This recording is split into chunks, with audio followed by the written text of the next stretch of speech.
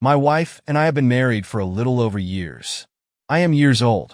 We are happy and have two teenage children, Darcy, who is, and David, who is. I had already graduated from college, and Macy was in her senior year when we got married.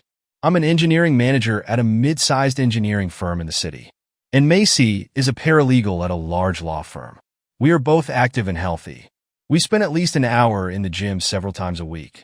We also love being outdoors and often go hiking when the weather permits. I'm John Hoppe. My height is cm and my weight is about kg. I'm not going to tell you that I'm some kind of super stud, but I can please my wife when we make love often. This usually happens about times a week. Macy is about centimeter tall, has a C-shaped chest, a flat stomach, and a nice curve in her hips. Overall, she is still very attractive. Heads turned to her every time we went out somewhere, especially if she was dressed to the nines. My children were wonderful. They were well-adjusted, got good grades, and enjoyed some popularity at their school. They have been the greatest joys in my life, along with my beautiful wife. I rarely missed one of their games or school performances. I actively participated in their extracurricular activities. I helped them with their homework and took them hiking and camping on the weekends. As an engineering manager, I largely delegated the actual engineering responsibilities to my employees, so I didn't have to work overtime or on weekends. Travel was minimal, just to conferences once or twice a year. Macy sometimes had to work overtime when she was working on a big case, but it really wasn't that much. Okay, that pretty much sums up our lives. Obviously, if that was all there was, it would be a pretty boring story. Storm clouds were gathering, which I did not pay attention to. They came in the form of a brash young lawyer who was hired by the law firm where my wife worked. His name was Brandon Howard. He was a big guy, centimeters tall, and weighing about kilograms. He exercised a lot to relieve stress from work, so he was not overweight. He was self-confident, brash, and arrogant. Moreover, was constantly lonely. I first met him at one of my wife's work events. He continuously flirted with her all evening. She even flirted back a little as I stood there. When I expressed my displeasure, she told me to grow up and that it was completely harmless. As soon as we got home, I tried to explain to her that although I trusted her completely, my problem was that it was completely disrespectful of her to flirt with another man right in front of her husband. I don't think she fully agreed with me that she had behaved inappropriately, but she at least acknowledged my concerns. It took another day or two before everything returned to normal. Life continued for another 6 months. Macy was working on a major case that had been going on for about 2 years. It was finally coming to an end. She started working long hours. I know what you're thinking right now. And no, she wasn't fooling me. It was a legitimate matter, and we discussed it thoroughly. She also called home at least once every evening to make sure everything was okay. There were also several other people working late. As I learned later, although they weren't actually having an affair, the flirting still continued and even intensified. The case was finally settled in favor of a client of my wife's firm. To celebrate, one of the senior partners rented a cabin about 4 hours away in the mountains. He invited everyone who worked on the case for a weekend with a significant other. I knew my partner quite well, and we had actually been to the cabin a few times before. As I already said, the children were years old. They were quite responsible and at the age where they could take care of themselves. We decided to leave them home alone rather than leaving them with my wife's parents. Yes, I warned them against any bad behavior. With that decision made, Macy and I packed our bags and left on Friday afternoon. We reached the cottage in the early evening and carried our bags to the room we were to use. Other than having to put up with Brandon flirting with my wife all evening, it was pretty enjoyable. After telling my wife how unhappy she was about continuing to flirt with Brandon, I decided to just leave her alone and chat with Charles and Louise, the owners of the cottage. Like I said, I like Chuck and Lou, as they prefer to be called in casual settings. We had quite a lot of similar interests. After dinner and sitting around the fire on the back deck, it was late, so I picked up my wife to put her to bed. I was actually very tired and still a little angry with my wife, so I moved away from her and went to sleep. The next morning, I woke up to the smell of coffee. Macy was still asleep next to me, so I quietly got out of bed, put on shorts and a t-shirt, and then went in search of the wake-up juice. I walked into the kitchen to find Chuck and Lou busy preparing a large breakfast. Taking my coffee, I walked over and started helping. It was quite a production because besides Chuck and Lou, there were two other couples there, my wife and I and Brandon. George was another lawyer. He was here with his wife, and Kathy was another paralegal who brought her husband James. Eventually, everyone managed to get into the kitchen just as breakfast was starting. By the time I picked up my plate and headed to the table, I found Brandon had taken my seat next to my wife. "Sorry, but you were sitting in my place," I said kindly. "Oh, honey," Macy replied. "We're in the middle of a conversation. Could you sit over there, please, just now?" "But dear, I was a little busy helping. I was looking forward to sitting and chatting with my wife over breakfast. Everything will be fine, just this once. After all, we can talk all the time, but I rarely get to interact with my colleagues outside the office." I was truly stunned. I decided that I really wasn't hungry after all, so I took my plate and put it on the counter. After refilling my cup of coffee, I walked out onto the back deck and sat alone. As I analyzed what had just happened, I remembered the expressions on several other faces when it happened. Something was going on here, and I had the distinct impression that I would not be happy with the outcome. As the day progressed, things didn't go so well. The only time she really spent with me was when we were both hanging out with other people. She was walking with Brandon when we went camping. We went swimming in the lake, and she spent time with Brandon. I was able to remind her several times that she was my wife and not Brandon's girlfriend. She just laughed it off and said that my imagination was running wild. By the time dinner was finished, I was fed up. When we went out onto the terrace to enjoy the evening and have a drink, my timing was perfect. My wife had just sat down, and as Brandon started to sit down next to her, I moved and pushed him out of the way with my hip as I sat down. Macy was unhappy. She gave me one of her annoyed looks. I simply smiled back and took her hand. She tried to pull it away, but I just squeezed harder, refusing to let go. Instead, she practically refused to talk to me. It was quite an unpleasant couple of hours as everyone else felt the tension. I had finally had enough. This weekend turned into a complete disaster. I apologized, explaining that I was tired from the day's activities and got up to go to bed. I went into the kitchen to refresh my drink. My plan was to pack before bed, so I wouldn't be rushed the next morning before heading home. I'm just twisted cap on a bottle of bourbon when Macy entered. "John, I need to talk to you for a minute before you go to bed." "Well, Macy, I'm kind of surprised by this. We had the whole day to talk, but you prefer to talk to everyone except me. In fact, you talked to Brandon almost nonstop, but you barely said a word to your husband." At least she had the decency to blush. "Yes, well, you see, I need to explain this. Then this should be interesting. First of all, I need you to understand that I have never cheated on you, ever. Judging by the way you acted this weekend, I'm not so sure. This is true. Okay, Brandon and I flirted a little, but that's about it. He never even really touched me, other than to help me overcome a few obstacles during our hike today. Now, as I said, I was completely faithful to you, and it would never even occur to me to cheat on you. But there are no buts in this. That's why I'm here talking to you. Now I have to admit that there is quite a strong sexual attraction between Brandon and I. The flirting we were doing led to some sexual tension. That's why I need to tell you that I will spend the night with him. I needed to tell you and be honest so it wouldn't be cheating. I'm not going to go behind your back." "No." "What?" I said, "No, I'm not going to let that happen. Look, I've already made my decision on this matter. There's just so much sexual tension between us that I have to do this and see what it is. It's just this one time. And then when we get home tomorrow, I'll be all yours again. Let me be completely clear. I won't accept this. I won't approve of this.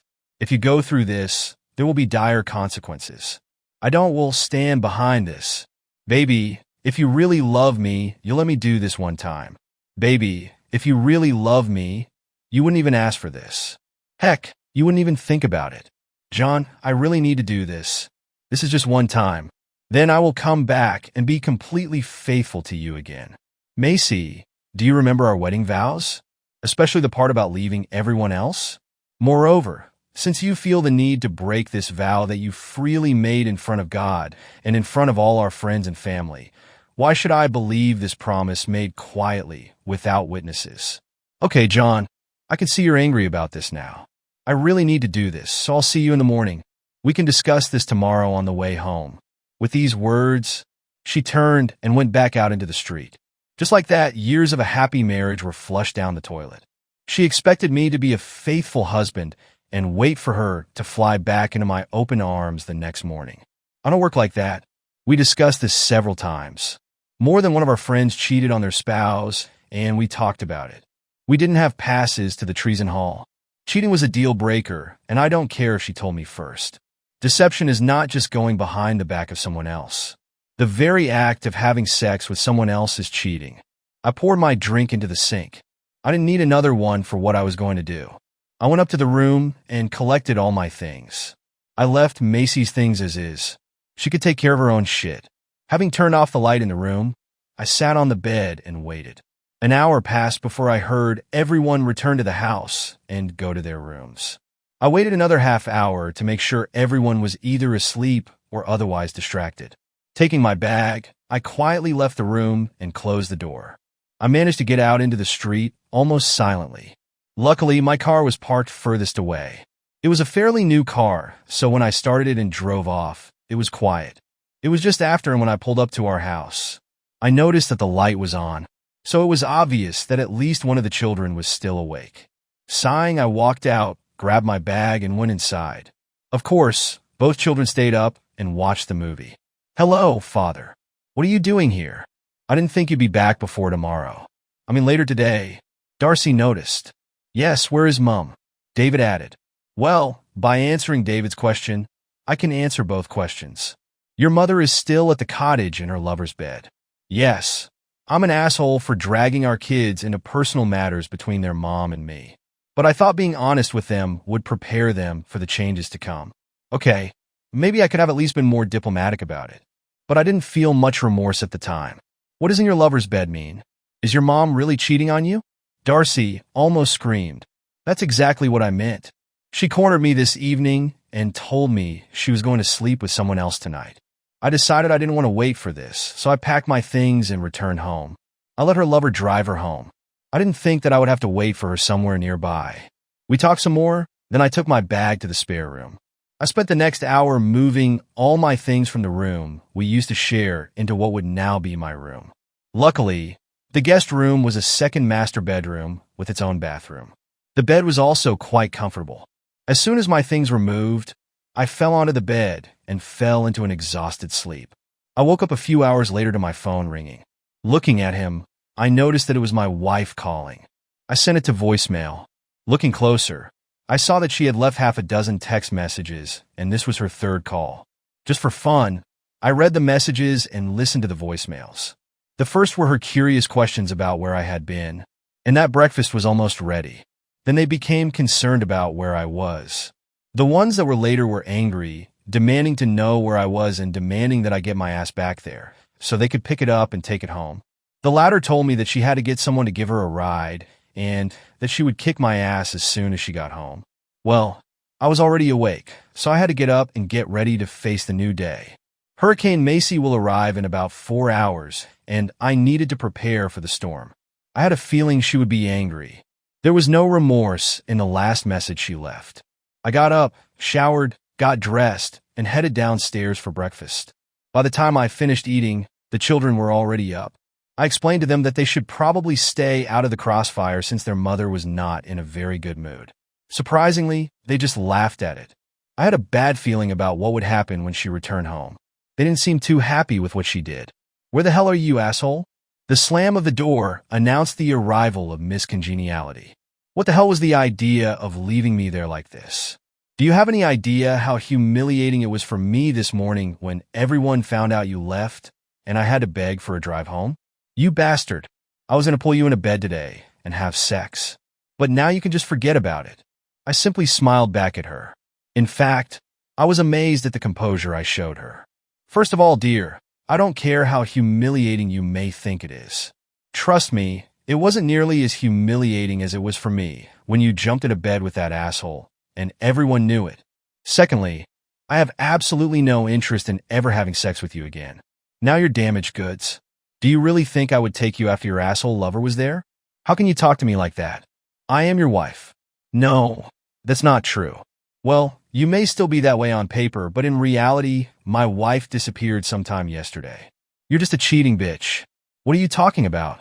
We discussed this last evening. I told you this in advance, so I didn't lie. Okay, let me ask you a couple of questions. First, last night, did you sleep with someone who was not your husband? Yes. I told you I was in a bed with Brandon. Second, did you have sex with him? Of course I did it. Why do you think I went to bed with him? Then it's okay, because you allowed yourself to be fuckered by someone other than your husband. You cheated. End of story. It doesn't matter whether you told me about it or not. In fact, you didn't even ask. You said you had already made your decision and that I had no say. I even told you not to do this. I told you that I am completely against this. You just went ahead and did it anyway. But if you really love me, you will let me do this. If you really love me, we can get through this. You stupid bitch. If you really loved me, you would never even think about sleeping with that asshole. With that, I turned and went into the garage to work on my Nova. Initially, it was an ordinary cylinder engine with a speed manual transmission.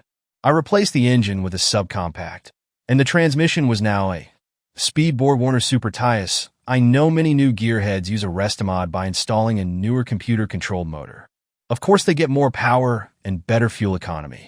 I'm old school. I hate all this computer-controlled crap. It takes a computer genius just to keep this stupid thing running. With the old engine, I can screw it in, plug it in, and it will work. This is newer shit. You screw it in, plug it in, install the computer controller, then take it somewhere else and pay the guy another $1,000 to set it up before you launch it. No thanks. Over the next few months, Macy tried to get me to talk. I wasn't interested in that. She also tried to come into my room several times late at night. I changed the locks, and she didn't have the key. To me, we were now just platonic housemates who happened to have 2 children together. Why didn't I just divorce her? Children. I didn't want to just be a part-time dad. I love my children and wanted to be close to them. Besides, I only had 3 years left before David would graduate and go to college. Macy tried to get the kids involved to get me to talk to her. Nothing good came of this. The kids were seriously pissed off about what she did. She tried to confront me to turn them against me. It was Darcy who set her on the right path. Mother, Dad never told us anything bad about you. You, on the other hand, have complained to us about him several times. Don't blame Dad for turning us against you. You did it yourself. Yes, there were sad times in the Hopper family. After 4 months, Macy began to wear very little clothing around the house when the children were not around.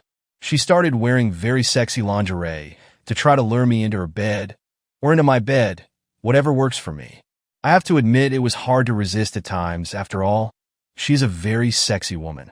However, I was determined. I simply could not get past her betrayal. 6 months have passed since that night. I can't stand it anymore, John. She said, dress it in a transparent black peignoir. I need you. It's been 6 months since we had sex. I need you to come to bed and fuck me. Why don't you go to your lover and ask him to do it? I have no other lover, John. I haven't had sex since that night in the cabin. Now I need you. And if you refuse to do your marital duties, I will have to go out and find someone else to do your job. Well, it was an ultimatum. I looked at her and said, just don't bring them here. I will not tolerate you bringing any of your lovers into my home. Go to their home, motel, or even the back seat of their car, but don't bring them here. A depressed expression appeared on her face. Then she turned and ran out of the room, sobbing. Choices have consequences. I don't want anyone else. I just want you. I heard her sobbing as she ran out of the room. You might be wondering why I didn't take the opportunity to just fuck her. After all, she is a very beautiful woman, and it has been 6 months since I had sex with her. Well, it's true, and I gave in to temptation. The problem was that I simply could not accept the fact that she had willingly humiliated me in front of her coworkers. Every time I tried to think about having sex with her, all I could imagine was her coworkers laughing at me as she lay on his bed having sex with him. Pictures of their copulation and sexual scenes passed through my imagination. I lost all desire for her. Sure, she was beautiful on the outside, but all I could see was the ugliness inside of her. This was a week later, Saturday evening. I was relaxing in the living room, drinking scotch and soda, and reading a book. Macy came down the stairs and stood in front of me. She was wearing LBD jeans, stockings, Cindy M.Y. CFM heels, and her expensive jewelry. Hair and makeup were done to perfection. She looked like she was ready to go to one of the most luxurious holiday parties we usually went to together. John, I need you. I want you. I beg you. Please take me upstairs and take me. I can't take it anymore. So if you're not going to take me, I'll go find someone who will. I told you last week that I would do it if you said no. This is your last chance. Please don't make me walk out that door. You look very cute, I answered. I have no doubt that you will find someone to spend the night with. Just be ready, because if you fuck someone else, I'll take that as your permission for me to do it too. If you walk out that door and have sex with another person, I would view it as an open marriage in which we are both free to have sex with other people. Damn it, John. This is not what I want. I willingly offer myself to you, but you continue to refuse me. I don't want sex with other people. I'm damn sure I don't want you to screw other women. You're driving me to this. It's not the same thing. If you don't need me anymore, why don't you just divorce me? Do you want this? Do you want me to divorce you? Damn it, no. I want you to take me as your devoted wife again. You weren't very loyal to me in the hut. So why should I expect you to be loyal to me now? Because I promised to be. And a little over years ago, you vowed to be the same. What makes you think I can trust any of your promises now? Wonderful. If this happens, don't wait. Fine. If this is your choice, then I will begin to negotiate with a couple of ladies who have shown quite open interest in me. You're the one who's forcing this. If you go and fuck another woman, I'll divorce your ass so fast you won't even know what hit you. I will get the house, children, and more than half of the property. You'll end up living in a one-bedroom apartment and eating top-notch ramen because of all the child support and spousal support you'll have to pay. Then, just to annoy you, I will also interfere with your visits. Yes, good luck with that. You do realize that children are old enough to decide which parent they want to live with, right? Do you want to place a bet on who it will be? Continue. Go somewhere and have fun. I really don't care. She started crying again. What do you want from me? How long are you going to punish me? What can I do to make you love me again? She burst into tears. There is absolutely nothing you can do. You've already done it. Once and done. You fucked another man and humiliated me in front of your friends. As for what I want from you, I want to coexist in this house as roommates for the next 3 years. Once David graduates from high school and goes to college, we will divorce and go our separate ways. Until then, we will live in the same house and raise our children together. If you want to divorce me before then, go ahead. I can't stop you. Just keep in mind that the kids will most likely want to live with me. This means that I will stay here in the house, and you will pay child support. Macy, I just can't trust you anymore. I can't live with the thought of my wife having sex with someone else every time she's not home. I can't live with the thought of the next time you break your promise to be faithful. Here I have only 2 options. The first is to divorce you now, and then the children will have 2 parents who spend part-time with them. Another option is to live in the same house where we both will have freedom, but the children will be in a 2-parent household. We will live in the same house, but we will be divorced in all respects except on paper. You are free to date as much as you want, just like me. We just won't bring anyone home with us. She actually went out that evening after washing her face and putting on her makeup. As promised, I also started dating other women. After a month, she seemed resigned to her fate. We were polite to each other and basically lived as platonic roommates while we raised our kids. We acted like a family. When one of us had a party, we usually went together. I had to maintain this farce in public. Of course, it didn't take long before all our colleagues realized what was happening. Heck, I dated several single women in my office, as did she with some of the guys she worked with. Yes, she constantly tried to lure me in her bed, but I mostly refused.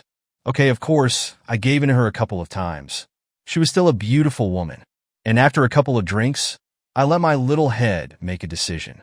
I always wore a condom with her, and it was sex, not lovemaking. So is that all? Macy said with tears in her eyes. This is all. I replied as I loaded another box into my truck.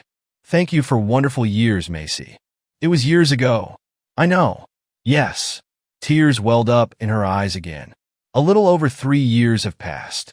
David has just moved into his dorm for college. Darcy was about to start her first year at university. The house was sold, and we were packing to move out. We went in different directions. The divorce had already begun, and we were simply biding our time until the final decision was made. The assets were divided. The kids' college bills were already fully funded. I still love you, you know? She whispered. I know. I'm sorry. Me too. She turned to look at me, tears streaming down her cheeks. Will you call me sometimes? Come see me sometimes? Maybe we can meet from time to time. Please? No commitment. Just to see each other. My hatred for what she did has long since dissipated. I no longer felt the same love, but I didn't despise it either. In fact, I saw her as something of a friend. Besides, we were still connected by our children, and honestly, she was damn good in bed. Certainly we can do it. In addition, we will have children's birthdays, graduations, weddings, and grandchild births that we will both attend. The children forgave Macy for what she did. Their relationship improved, but never returned to what it was before. Macy bought a small 3-bedroom apartment, so her children could visit her when they came to town. I bought a small house with a couple of hectares of land and a workshop. It was a pretty small town, so we still dated occasionally. I called her, and she called me. We even went somewhere together a few times. No, we never had a chance to get back together, although she tried. Each of us met quite often. She ended up having several fairly long-term relationships. I was just content to be single. I decided I'd had enough of being exceptional. For me, there are 2 reasons to be married. The first is to have and raise children. I had done it before and was too old to do it again. Another reason was the desire to grow old together and have a companion in their old age. It didn't really matter to me. I had a lot of friends and family if I got lonely. John, I have a very big request to ask of you. I understand if you don't want to do this, but I would really like you to at least think about it. We had lunch at a good restaurant. 5 years have passed since the divorce. Ask right away. I assumed you needed something when you invited me to lunch today. By the way, where is your boyfriend? Won't he be jealous that you invited your ex-husband to lunch? She smiled. No. He knows everything about our past. He knows he has nothing to worry about. Besides, it was he who suggested that I ask you in private. He thought it might be more uncomfortable if you were here. However, he is willing to take your call if you want to make sure he agrees with this request. Fine, you got me interested. John, Martin proposed to me, and I agreed. Fine, you love him? Have you finally passed us by? I will never completely forget us, John. However, I have come to terms with it. As for Martin, I feel comfortable with him. I really love him, and we have a great time together. I've settled down and plan to spend the rest of my life with him. Okay, so what do you want to ask for? If this is my blessing, then you have it, although you don't really need it. I have no say in this matter. No, well, I guess that's kind of true, but what I want is for you to walk me down the aisle and marry me off at the wedding. What? I want you to walk me down the aisle and marry me off at my wedding. Macy, most ex-wives don't even want their ex-husbands to be present at their new marriages, let alone actually participate in the ceremony. Yes, I'm aware of this. Then why in the name of all that is holy do you even think this is a good idea? Fine. Listen to me. I've obviously discussed this with Martin, and he agrees with it. I just sat there dumbfounded as she explained her train of thought. After listening to her, I had to admit that it made some sense in a really strange way. John, you were the most important man in my life, with the exception of my father. As you know, he is no longer alive. Moreover, you were the last significant relationship in my life. I could talk David into giving me away, but it just doesn't seem right for my son to give away his mother. It's like I belong to my son. I just think it sounds a little weird. Instead, my heart belonged to you for most of my adult life. You were the last man who owned any part of me. Martin, and I think it would be appropriate if the last man who held my heart gave that heart to a new man. After all, even if you still have a piece of my heart, it's obvious that you don't necessarily want to keep it. This would be a great way to show that you are giving her up and handing her over to someone else who will care for her and protect her. I think the symbolism of this would show that we are still friends, but our love is completely over and my new husband is now taking it upon himself. Yes, that sounds crazy to me too. I actually called Martin. I actually met him that evening for a few drinks at a local bar. He also liked the idea. Of course, he was skeptical when Macy first brought it up, but after listening to her reasoning and discussing it fully, he liked it. I still wasn't convinced. I just thought there was too much weirdness in it. I also called my kids to get their thoughts on it.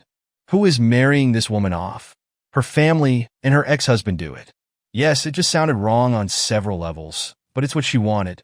I have to admit that it seemed to work. I was passing the baton to her new man. I truly felt like our relationship was finally over, and her new relationship was fulfilling. Of course, there were a few comments, but mostly they were received positively.